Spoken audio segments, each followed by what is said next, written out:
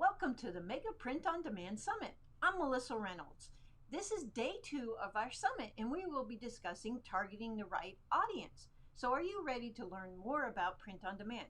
I sure am. So let's get started. What's up, guys? Welcome to my portion of the Mega Print on Demand Summit. I am so grateful that you guys chose to watch my section. My name is Nate Hibbert, and today we're going to be talking about print on demand art theory. So I'm calling this section Print on Demand Art Theory, one, to sound a little bit more educational with that word theory in there, but also to let you guys know that this is not the only way to do print on demand art. This is just simply, in my experience, what I found to work. So I'm not trying to pigeonhole you guys into anything, but just share my experience and hopefully give you guys a jump start into this world. One, understanding what print on demand art is, and hopefully at the end I can show you guys a quick and easy way to get signed up for a program that will allow you to create some of this print on demand art. But before we get into all of that, let me introduce myself a little bit more properly. My name is Nate Hibbert, or Nathaniel Hibbert if my mom is around. And I just wanted to give you guys a kind of a timeline of my life and my experience with graphic design. So I'm 25 years old as of the recording of this, and I've been doing graphic design for 10-ish years. 10 years pretty professionally, or at least getting paid for graphic design for the last 10 years. The first 4 years of that 10-year stint that I've been doing graphic design was all freelance. So me going and finding clients to do work for, it was really just a way of sharpening my design skill and to build confidence in myself that I can actually use this skill that I've built to make a living and make some money. At the beginning, it wasn't a full-time job, just picking up logo designs or t-shirt designs where I could, but getting into t-shirt designs was really something I found fascinating because people could wear my designs around town. So that made me go out and talk to some screen printers. If you guys know my brother, he pushed me heavily into that direction. Stephen, we work closely together, but he pushed me into working for a screen printer because he saw how much I enjoyed creating designs and seeing people wear them around on whatever type of apparel. So I spent 2 years doing that. I really loved it. I learned so much from the company that I worked with. They were a family-run business, and they kind of just adopted me as one of their own and taught me a lot about the apparel industry. So I really fell in love with more than just t-shirts, all kinds of apparel, but really the design specifically that would work on those types of garments and things like that.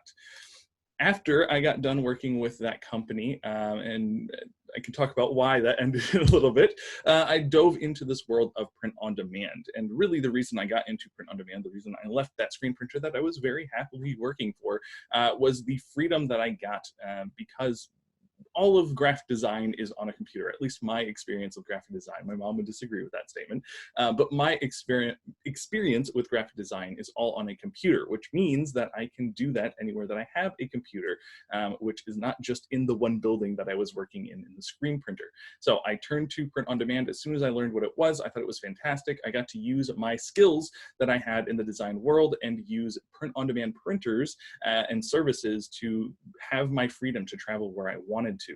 So that's a big part of my journey, and I actually spent 2 years being a digital nomad, which is just a cool way of saying that I got to travel everywhere in my car.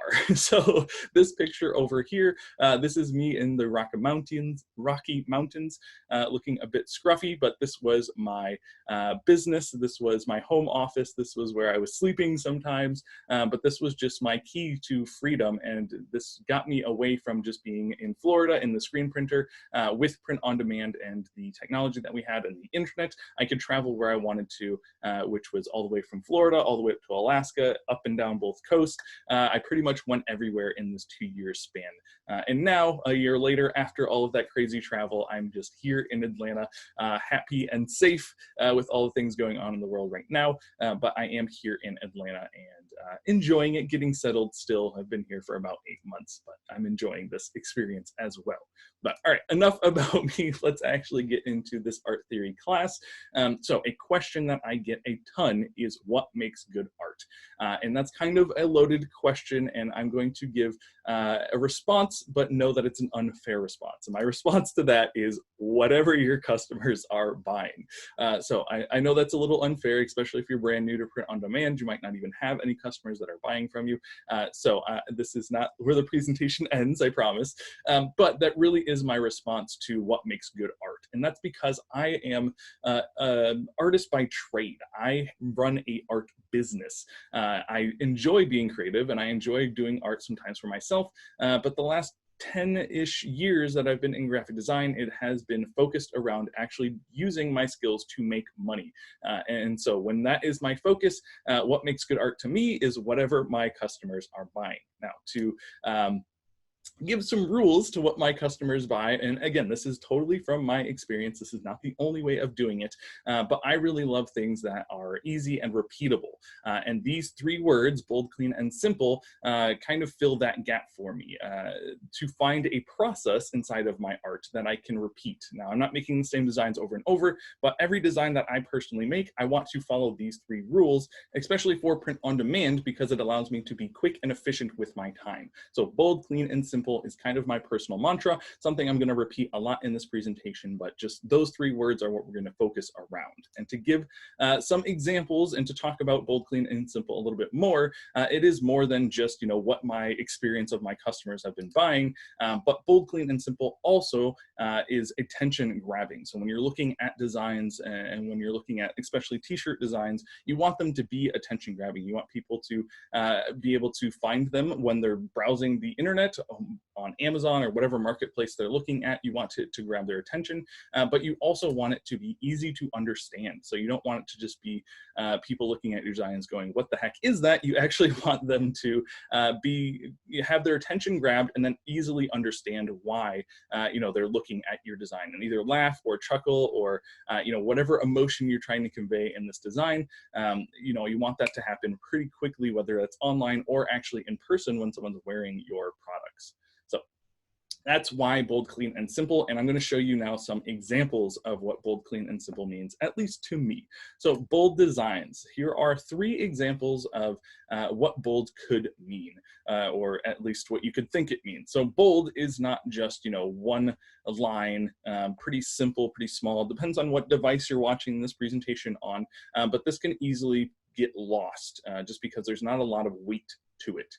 Now this next example, so that is not bold. This next example is also not bold. Yes, it's a little bit bigger, but there's not a lot of weight to it, meaning that there's still a lot of blank space inside of these areas. And if you were able to layer this with anything else or add anything else to this design, this word bold could easily get lost. So that is also not bold. But this last example, nice and filled in with one of my favorite fonts, which is Impact. It is a very bold statement. It's got a lot of weight to it. If you added anything to this, these letters would still pretty much shine through. So that is our bold example. Now, to move on to the word clean in our statement, bold, clean, and simple, here are 3 more examples. Now, hopefully you guys see a trend here. This one on the left is definitely not clean. I still have this font on my computer, and I embarrassingly showed it to a client the other day, and they're like, when in the world would you ever use that? And I was like, well, I was actually using it to show what not to do, because there's just way too much going on in this design.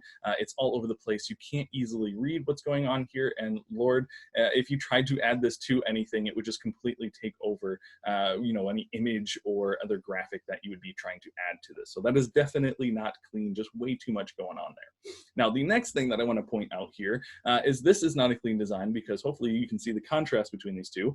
This one's very blurry, meaning that, you either had a file that you resized to make it a lot bigger and it just lost a lot of the quality, or, you're just not, using the right settings inside of whatever program you're designing, so your designs are coming out like this, which are a little bit rough and something you probably want to stay away from.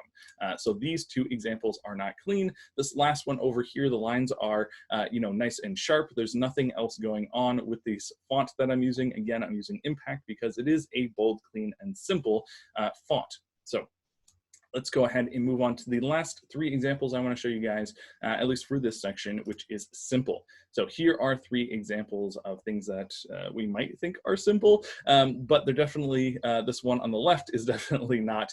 There's just too many colors going on here. My rule of thumb for basically any design that I'm making is to keep it less than 3 colors, and most of the time I'm aiming for 1 color because that just keeps my design as simple as possible, which means it can be attention grabbing and it can be easy to read. More towards the easy to read than attention grabbing sometimes, but that's a bit of a trade-off. So this might grab your attention, but in my experience with my customer base, I do not find things that are overly colorful sell very well. So maybe just one color, two colors with an accent, three if you really need it, but simple and less colors is usually better. So that is not a simple design. Now this one, I have seen shirt designs like this. I've seen logos like this.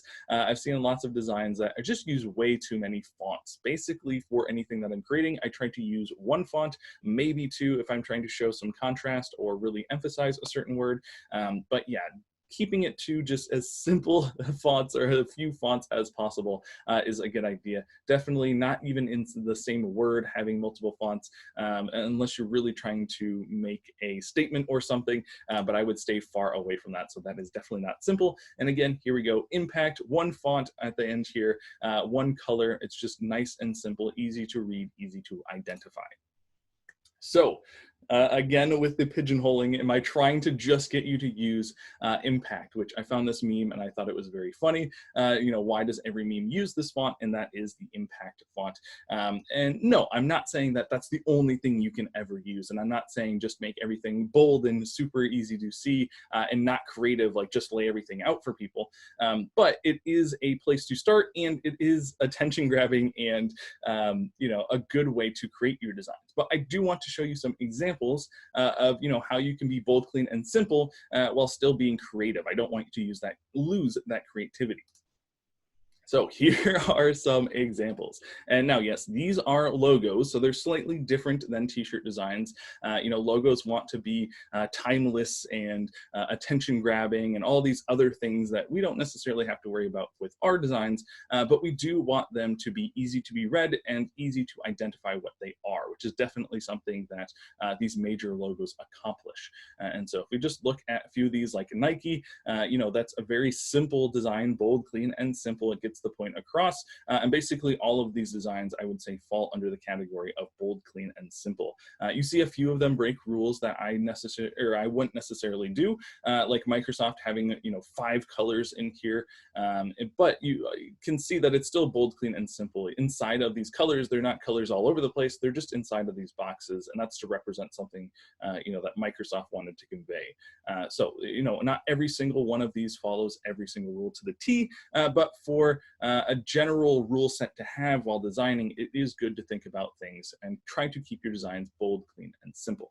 Now, I'm going to show you, how you can still include some of that creativity into these designs by zooming in on a few of these logos. And the first one that we're going to start with is Amazon. Amazon is a major company in print on demand and just in the online marketplace in general, but they also have a fantastic logo that I really, really like. So as you can see, if we break this down, it is bold, it sticks to just one font. These letters are nice and thick, there's nothing behind them, nothing jumping out at you or trying to take your attention away from what the word is. This is clean, like I said, these lines are nice and sharp. There's nothing else going on with this font that's too crazy. It's just basic letters. They didn't even capitalize the A. It's all lowercase, and it is clean, and it is simple with not a lot of colors going on here. They have their primary color and their secondary color, and they're still able to stay bold, clean, and simple while having some meaning to this logo. So if you notice this arrow down here, it actually conveys 2 different things. So the first one is that they sell everything from A to Z. The arrow is starting at the A and ends at the Z, because Amazon sells literally everything at this point. And the next thing that they're trying to convey is that this arrow is also a smile for the customer. They want to make sure that their customers are happy. And if you shopped on Amazon, you know that they try to go above and beyond with their customer service and all the things that they do to keep their customers happy, keep them coming back and using their website. So while this logo is very bold, clean, and simple, especially simple, like just a lowercase saying with 2 lines added underneath it, but it still has some creativity. It's a very timeless design and all those other things that it wants to accomplish, but just using this as an example to show you guys what is possible. It doesn't just have to be impact written out blatantly, just explaining what everything is. So this next logo that we're going to look at is the Google logo. This one again is just one uppercase letter and a bunch of lowercase letters to show one word. You can type this out. There's nothing crazy going on design-wise here, but the thing that they did do is kind of go outside the box with the colors that they chose. So this is a lot of colors for a logo, but it works because they're trying to convey something with these colors.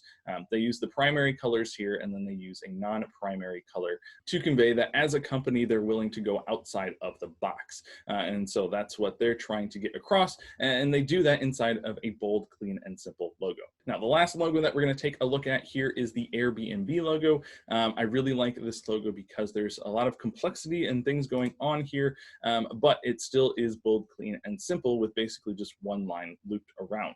So this is, I read a little read up about the Airbnb logo, and this is all the things that they had written out and said that they wanted their logo to represent. So people, you can see this as a person's head with his hands up, you know, someone who's happy, raising their hands, jumping for joy, whatever you have. And they also want it to represent places, which this is kind of like that Google pin icon or whatever, which you can see here in the middle. So it kind of doubles as the person's head. The next one is love, this little loop-de-loop. It looks like an upside down heart, but they wanted to include that in their logo as well. And also just a giant letter A for Airbnb. So there's a lot of things going on inside of this logo, but you can definitely say that they stuck with bold, clean, and simple, not even just in the icon that they created, but also the text that they chose. You know, there's nothing too crazy going on in this text. It's all one color. It's all bold, clean, and simple. And so those are three very good examples of how to keep your designs bold, clean, and simple while still having a lot of creativity and meaning in your designs as well. So that's all good and well, but hopefully I haven't overwhelmed you yet, because now we're going to get to how can you actually apply this to print on demand. So I know not all of you out there might enjoy art as I do or want to break down all these logos. So hopefully you can see that those are just examples, but I do want to explain how that can affect your print on demand business and how you can use those lessons to, like I said, make money with these ideas and understand that this is a business. So how can we use that to understand our audience and our customers better? So we're going to specifically look at two shirt designs here. And if you look at these, the point that I'm trying to get across here is that first impressions really do matter. So these logos are nice and big. They're blown up, hopefully on your device. You can see them well. And the first one over here on the left-hand side says, "Feed me." Now that is about as bold, clean, and simple as a design can possibly get. It's all one color, it's all one font, it's all very clean and easy to read. There's nothing really going on here. And then on the other side of this, on the right-hand side, we have this design, which is not very bold, clean, or simple because there's so many colors going on here. Maybe it's only two colors, but they're you know, switching back and forth quite a lot. There's some shading going on here. There's lots of words kind of crammed into one area. And so as far as a design goes, if I asked you what design do you think is better, most people would probably say this design on the right-hand side, because it is actually a design, not just text. But when it comes to thinking about how these things look online, here's, you know, two screenshots that I took, and we can see that when we zoom out even just a little bit, this design becomes harder to read and harder to understand what's going on, while our basic font design over here says "Feed me," and it's very easy to see still. So that bold, clean, and simple design is, like I said, going to be attention grabbing, but also easy to read. So while this one over here might grab your attention a little bit more, it's already, you're starting to lose like the I'm, and you can't really understand what's going on in this design, especially if we were able to zoom out more, or if we were just scrolling through on our phone, we might just scroll right past this because we're like, oh, that's crazy, but I can't read it, so I'm just going to keep going. And to prove to you guys that this isn't just made up, this is a real example that I found out there. This shirt, these two shirts are on the same landing page, and this shirt is selling pretty well. A ranking like this of you know, about 100,000 means that this shirt is selling a couple times a week, as to where this one, which is even lower in price, this has no rank, which means it is not selling at all. So that is the impact of keeping things bold, clean, and simple. Just because we're making designs that are going on t-shirts doesn't mean that we have to put every single color or every single element that we can find inside of that design, and really adding more to a design does not make it better, especially when we go back to that question that I asked at the beginning and that I get asked a lot of what makes good art. I wouldn't necessarily say for my personal taste I love just the words feed me, but it's what customers are buying. So I would actually say that this art is better than this one due to its performance on the marketplace. So this is where I found these shirts. Like I said, there's some other shirts in here, but if you're just scrolling through, Feed Me sticks out the most. So it might not be the most beautiful thing to look at, but when your customers are scrolling through looking for something, they notice that this bold, clean, and simple design jumps out to them, and it's easy to understand. And so while that works well online, it also works well while you're wearing this shirt. If you think about the experience of wearing any of these shirts, most of them are probably fine, but these three that we didn't talk about can be kind of hard to read on their own as well. The font for this one's a little weird, so that's going to cause people just to like be staring at you, which can be awkward. For this one, there's not a lot of space in between all the letters, so again, people might just be staring at you for a second trying to understand what your shirt says. And while you might not mind that, for me personally, and I think for most people wearing t-shirts, they just want people to, if you're wearing a shirt like this, like just glance at it, giggle, and kind of move on with your day. Something like this one, especially if you're thinking about wearing this out in public, people are really going to be confused. It's going to be bright, it's going to be vibrant, it's going to grab their attention, but then they're just going to be staring at your chest for 20 seconds while they try to understand feed me, and they might be walking towards you, just looking at your chest trying to understand like what's going on here. So there's kind of two things that keeping your shirts bold, clean, and simple does, and it is reflected in the sales that these shirts are having. So this one at 14,000 has sold once, maybe 3 months ago, but this one's selling every day, and that's really impactful when you start to understand your customers, and that's who you're designing for. We're not just trying to design icons or graphics that are going to look pretty on a wall, but we're actually creating things that people are going to wear and that they're going to want to purchase. So let that be your guiding light as you're designing. If you're not having success with your designs, even though everyone tells you that they look great, maybe you might just be missing the mark for the exact medium that you're designing for, which is t-shirts or whatever apparel or print-on-demand products that you're designing for. So something to keep in mind.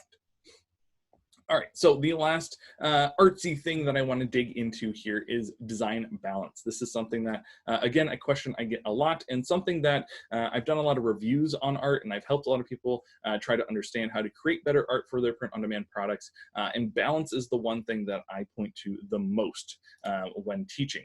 And so when I was in school for graphic design, I did take a couple of courses. This was the actual image that they showed us when it came to understanding balance, and it's kind of balance versus tension in this example. And this was a great course. I really enjoyed it, but that's like a month or two worth of learning and exercises and homework that if you want to do it, it is available for you out there, and I'd love to talk to you with you guys about that. But for this course that we're going through right now, I like to keep things simple. And for my teaching, my personal teaching style, I like to keep things simple and kind of boil down to the essence of what they're getting across here. And so the way that I have found to really help people who are just starting off, just starting to make designs for their print-on-demand products that they're selling, is to encourage them to look at what's called badge design, so or patch design. A lot of these are, could be seen as patches that you would, sew onto jackets or iron onto things, or just really good logos that are contained inside of a shape. And so that is what I have found the key for a lot of people starting off to have balance in their designs. A really great way to achieve that is by using just a simple shape to contain your design. So if we look at this one on the bottom left, this is probably my favorite example out of this design set, because this elk, while it is a very pretty shape, if you were just to put this on a shirt, it's a little bit unbalanced with a bunch of white space over here. Now, aesthetically, that might be fine for the shirt, but with adding this box on the outside of this elk, it just makes everything a little bit more uniform and a lot more balanced. And so that's a really easy way and simple way to achieve balance in your designs, which makes your designs easier to wear and be able to fit on a lot more products. So that is my 2 cents, my 30-second to a minute explanation of how to keep your things balanced. Now, if you're like me and you like things boiled down even farther and you just want the essence of what I'm trying to say in a more practical way of using this advice, I want to show you guys 3 popular design styles that I personally use for print on demand. And these are more towards t-shirts, as you're going to see here in a second, but it is 3 easy ways to keep your designs balanced, bold, clean, and simple. So kind of all the lessons that we've talked about, this is what your designs can look like, or some layouts that you can use for your designs. So this first one is what I call the icon plus text. So in this orientation of having your icon over to the left-hand side and then some text on the right-hand side, this is an easy way to get an idea across. So if you're going after basically any niche, you can find some icon to represent that niche and then some words to either add humor to that, to explain what's going on in that niche, or have that saying that those customers really like. And this is just a really good layout to use when you need to have text and an icon together. You can put it all over the shirt and do a million different things with it, but in my experience of the designs that I create, the designs that I have success with, this is definitely one of the layouts that is kind of my go-to whenever I have an icon that I want to use and some text together. It's not the craziest thing in the world, but it's bold, clean, and simple. It allows me to be quick and efficient when I'm creating these designs and really test the market very, very quickly, which is a huge benefit of print on demand, which I know lots of other people in this summit will talk about. So the next thing, or the next layout rather, that I want to talk about is the text only layout. So this one is just text written out. It's all lined up nice and neat, but really what I'm showing you guys here is to bring emphasis on certain words by just making them bigger. So I've seen a lot of people add a ton of space in between here, or make this a ton of different colors, and basically all those examples that I showed you of things that aren't bold, clean, and simple. But this is a way to use the bold, clean, and simple mantra while still just using text on a shirt, but bringing emphasis to certain words by the size that you make them. So if you have just a saying that you want to put on a shirt, instead of just typing it out and calling it a day, here's an easy thing that you can do to bring some more life and energy and creativity to your designs. Now, this last one, I just simply call the athlete. A lot of athletic shirts are written like this, but I have found this is an absolutely great layout and format to use for all different types of niches. Even if they're completely unrelated to sports or anything athletic, this can just be a fun way to add, some creativity to your design and do so quickly and efficiently. That's really what I'm trying to get after here. So please feel free to go out there, use all 3 of these examples, see which ones your customers like the most, and really zero in on that, and then take the whichever one works best and try to do more designs in that style. So if they really just love text-based designs with certain words emphasized, do more of that. Or if they do like this athletic thing, even though their niche might not have anything to do with athletics or sports, this could be something fun to try out. And it's an easy way for you to wrap your head around what you're going to design. As soon as you have a saying, you can be like, okay, let me just try the text only, emphasize this word, and the other one's going to be small. I want to make sure that my spacing's good, all one color, throw it up there and see what happens. Now, we've talked a ton about kind of art theory and what makes good designs, but I don't want to leave you guys without answering a huge question, which is how can I actually make these designs? So there is a fantastic company out there called Adobe. They are the ones responsible for making all sorts of different types of programs. I think they have like 300 or something crazy at this point, but the 2 biggest ones that they're probably known for are Photoshop and Illustrator. Those are fantastic programs to get into, but they took me personally several years to understand how to use, and they are very complicated softwares to use. If you're in the design space, I highly recommend them to go check them out. They're kind of the leaders in the industry.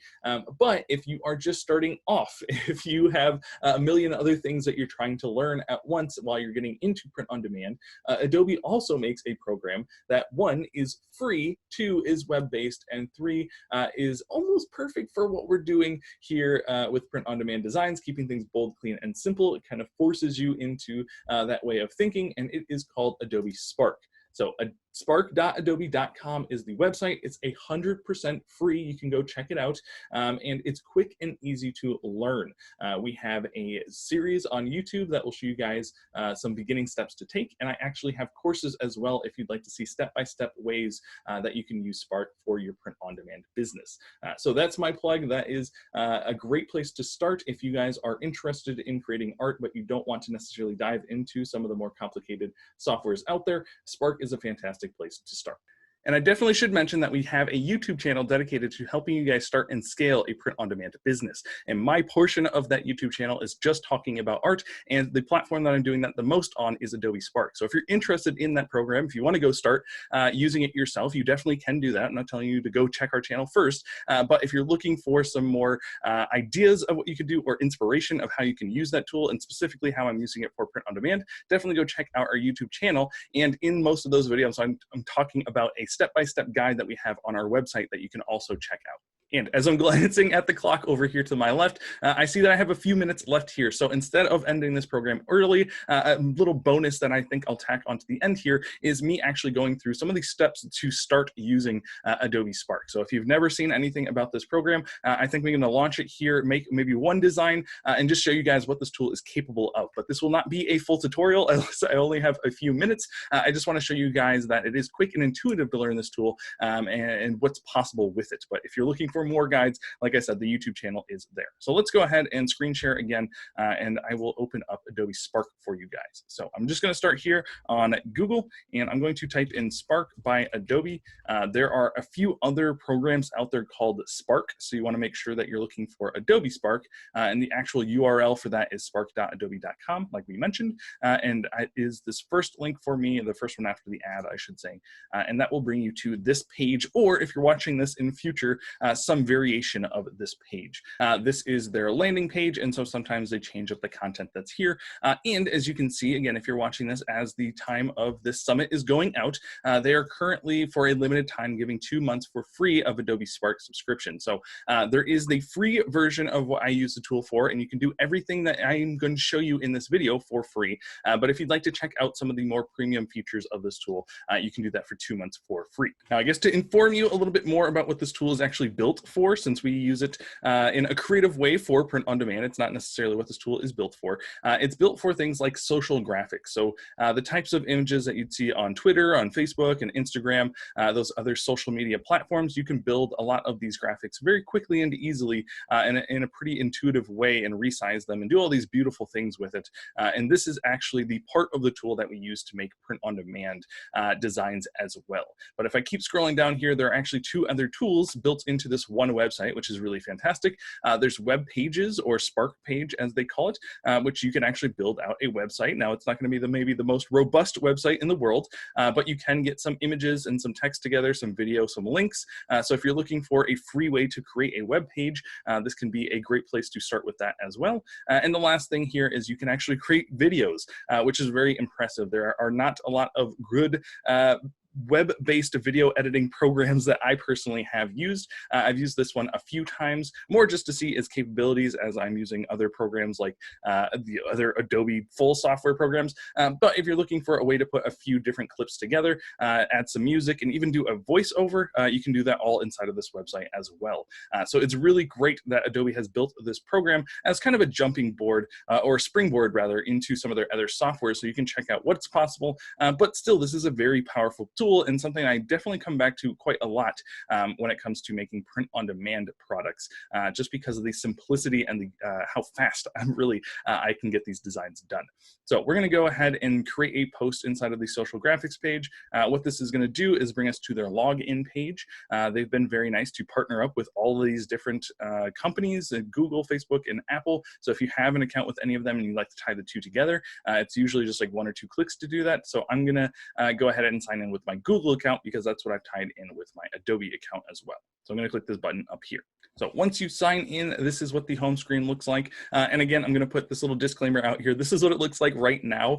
One thing that I personally absolutely love about this website and this tool is that it is constantly being updated. And there was just a big update that went out a couple of days ago that kind of changed the way some of this looks, especially when it comes to the editor. So if you guys have seen Spark before, this might be some new updated information, or at least the way things look.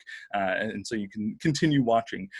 But that can be somewhat frustrating for some people if you just like to know exactly where all the buttons are and everything. I try to make as many update videos as possible, but that is just something to keep in mind.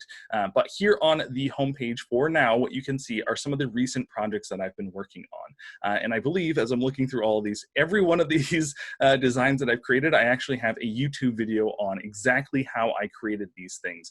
So if you see any of these, I especially think this social distancing one was something cool that I created. We have videos on all of these on our YouTube page, which is Wingman University. If you go to YouTube, you can type that in, and you'll probably see these images in some of the thumbnails. If you click on those videos, it will actually be a walkthrough of how I created these things. So if you're interested in that, definitely go check that out. But getting back to your first time using this tool, and what you should be looking for is you can look for this create a project button that is blue and up here on the left-hand side. And for the last couple of updates, I'm trying to think through my memory bank real quick, this button has not moved. So they do try to keep things somewhat consistent, even if they're trying to update and make this thing better as we're learning and growing with the developers of this tool, which is really cool. But I'm going to go ahead and hit create a new project, and you can see here are all the different things that we can create inside of this one website. But what I'm interested in is the custom size graphic, because like I said, this is mostly built for social media. So you can see you can create things like flyers or Instagram posts or stories, the Facebook post, a collage of pictures, the web pages here, the videos here, but no print-on-demand product-specific thing. But what we can do is use the custom size graphic to give us the exact file size that we're going to need. So I'm going to click custom size graphic. That's going to bring me to this page, which again, it has all these default sizes things that we could go back into. So if I want to make a social post at any point, it will have the Facebook sizing, YouTube thumbnail, which can be helpful. All these sizes are already baked in, but if I come back over here to custom tab, then we can type in exactly what size we want our file to be at the end. And I usually operate inside of pixels, but if you wanted to do millimeters or inches, that is there as options as well. Now, I'm going to be creating a t-shirt design for you guys, and the size that I use for my t-shirts is the one that's based off of Amazon's requirements. Amazon is the most strict when it comes to file sizes, and so for the last several years that I've been doing print on demand, this is the size file that I use for my t-shirt designs. You can resize this after you've created your design. It will take a little bit of nudging things one way or the other, but it is something you can do afterwards, but definitely starting with the right size will help and save you a lot of time and maybe frustration down the road. So I highly suggest that you know whatever platform that you're selling on and try to figure out what size file that you're going to need to upload to whatever product on whatever platform, because all those numbers can change. But for Amazon, for t-shirts, it is 4,500 by 5,400 pixels. And so once we have that typed in, we can go ahead and hit next. So if you've watched any of my tutorials before, if you've seen anything that we've done on YouTube, you'll know that this has changed up just a little bit, some colors here. This used to be a different color, so it might look slightly different. But for the most part, all the buttons and operations of this tool are in the same place. If you're brand new, let me quickly explain kind of how this tool is laid out. On your left-hand side here, this is the file. This is the exact pixels that I just typed in for the size of this file. And this is kind of your artboard. So this is where we're going to be making our design. And over on the right-hand side here, this is what I refer to as the toolbox. So this is where our way of interacting with our artboard, all of the different things that we can add and change, the options are going to be over here on the right-hand side. So you've got your artboard on the left-hand side and your toolbox on the right-hand side. This add button, which used to stand out a little bit more, and I personally liked, is a place that we can go ahead and add some of the main elements and features that we're going to be using for print-on-demand specific things. Again, if you're creating a social graphic or a flyer or something, they have all these great templates that you can use. But for our uses, I never really start with any of these templates because I'm usually trying to create t-shirt designs or some type of print-on-demand design. So again, just trying to show you guys what's capable or what this tool is capable of. I'm going to go up to this add button and I'm going to add some text. And again, they have a bunch of different ways to give you inspiration for things that you can use. But we're going to just go ahead and add your text so I can show you some of the more basic functions of this tool. So I'm going to hit add text, and then it's going to bring up this text box where I can go ahead and type in whatever I want. This is kind of my go-to one for when I'm showing examples. Nate is cool. I think having 3 words, all of kind of different sizes and lengths, is helpful. So I typed in Nate is cool. Once I hit done, it will actually populate over here on our artboard. And now we can just click and drag this different places. We get these helpful handles that can pop up, and let me actually make it easier for you to see those handles by clicking on our background. So when you want to edit something different, you just have to click on it once, and you can see our toolbox over here is changing the options that we have. So that's something to keep in mind. If you're looking for a way to edit something, usually just clicking on it once and looking for an option in the toolbox is the way to do so. So I want to change our background from white to black so we can see things a little bit better. And so now when I click on Nate is cool, you can actually see the white outline of this selection box, and it's showing us what is selected, and it shows us these handles that we can click and drag and make this different sizes. Now there's lots of different ways to edit text. I'm going to quickly set this up, and so you guys again can just see some of the functionality. So I'm going to take that background that this has, which is called a shape, off of there. I'm going to go into my type tab, and I'm going to move this to one of my favorite fonts, which is BN Regular. And I know for you new people, I am going through this fairly quickly, but again, I'm trying to show you the power of this tool and not the step-by-step process. If you want that, we definitely have that available, but maybe just sit back and relax while I show you guys what this tool is capable of, and then hopefully that will inspire you to go make some things for yourself as well. So Nate is cool. I'm going to move this to capitalize and fit to make it a little bit more uniform. I'm going to move the line spacing down so these things are a little bit closer.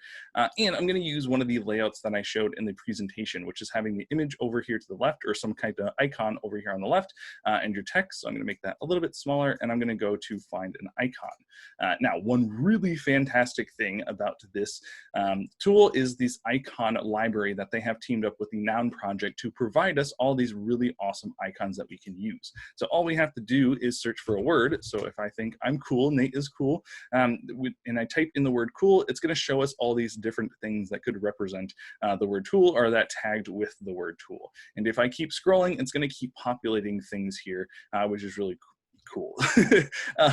So that's just something to keep in mind. One of the reasons I definitely love this program is it makes things quick and efficient for me, and having this icon library at my fingertips, which I can just search for one word and get all these different ideas for, is, you know, a huge benefit to have. So I'm going to just stick kind of with the classic smiley face with sunglasses on it for my design here. Not a huge fan of that one. So as I've got this selected, because I clicked on it, I can replace this icon very quickly. If I look for a different one that I like, we'll go with this one. You can see it will just keep the same sizing, but actually change the icon that's selected. I can rotate this just a little bit to add some more coolness factor to this design. And then there we go, a very basic layout. And we can change the sizing of this to make things a little bit more balanced, like I talked about. And another thing that we can do to actually keep this more balanced, like I talked about, if you guys remember from the presentation, using a badge or some type of shape to contain your design is a really easy way to keep things balanced. So this one is fairly balanced. It could feel a little unbalanced because this is a circle and this is more rectangular. So if we go back into our icon, we can type in rectangle. Oh, I need to spell it correctly. And what I can do is select one of these rectangles and actually move this over my design. So I can resize this to be the right size, and then we've kind of contained our design inside of this rectangle. So I'm going to move both of these things over just a little bit to line this up a little bit better, and there we go. It's not like the greatest design in the entire world, but it is balanced because of the square that we have put this in, or the rectangle rather, that we've put this in. So hopefully you guys can envision how that would look on a shirt. Now, one thing that I have not touched at all is the colors. They just kind of randomly pick colors for most of the things that you're importing, but but they do have this amazing color tab. As a graphic designer, I'm not too proud to admit that color is my weakest part of graphic design, meaning that I struggle often with picking different colors. So if I come to this color tab, it gives me all these amazing palettes to use, these color palettes that I can use, and I can just select one, and then I can use the shuffle tool to go ahead and shuffle through some of the different color combinations that they think would work. So if I was trying to do this color of a shirt, I would never have picked this type of green and white color combination because that is not my skill set, but Adobe has my back, and they have picked and telling me with all their years of design knowledge and all the knowledge that they've baked into this tool that these two colors look well, and I would agree with them after actually seeing it. So I'm going to leave that the way it is right now. The last thing that I'm going to show you guys is how to actually take the file out of this program and use it on whatever platform you're going to be selling your designs on or your print-on-demand products on, and that is this download button up here on the right-hand side. If I go ahead and hit download, for 90% of the designs that I'm personally doing, I'm downloading them as a PNG, and it actually is going to give you two options after you hit download. A solid color PNG, which is going to keep the background color with it, or transparent PNG, which is going to mean that it's not going to use the background color. So this would be transparent when you put it on a shirt. So we could put this on any color shirt. It would still be the same green and white, but it would not take the background color with it. And most of the time you're going to want to use transparent PNG, so you can put it on all different types of colors of shirts and products. And once that has downloaded, then you can go ahead and use that on whatever platform you would like. So I know that was a quick run through. I'm losing my voice a little bit over here because of how quick I was trying to go through that. I'm trying to stick within the time limit that I have set here.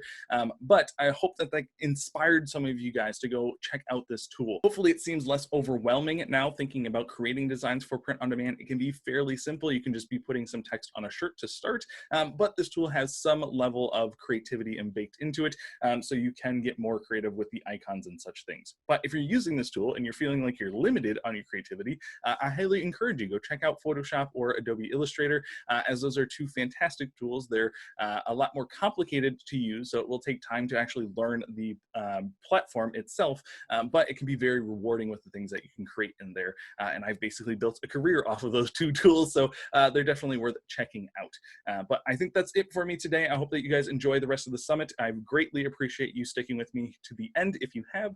And one last time, I'm going to tell you guys to check out the YouTube page, as we have a lot of great free content over there talking about art and print on demand as well. But I thank you guys for watching. If you have any questions for us, you can leave them in the comments of our YouTube pages. We try to get back to those as quickly as possible, and maybe we can set up a time to talk if there are bigger issues or other clients or things that you want to work on. I really like print on demand. This is kind of my life at this point, and I'm more than happy to help. But until next time, I'll see you guys around. Wow, that was some great information. I hope you took lots of notes. The recording of the session will be up until midnight, but if you want to see the recordings after that, you can get our All Access Pass, which includes the recordings from all of the sessions by clicking the link below. Don't forget to share this link with anybody that's interested in starting their own print-on-demand business.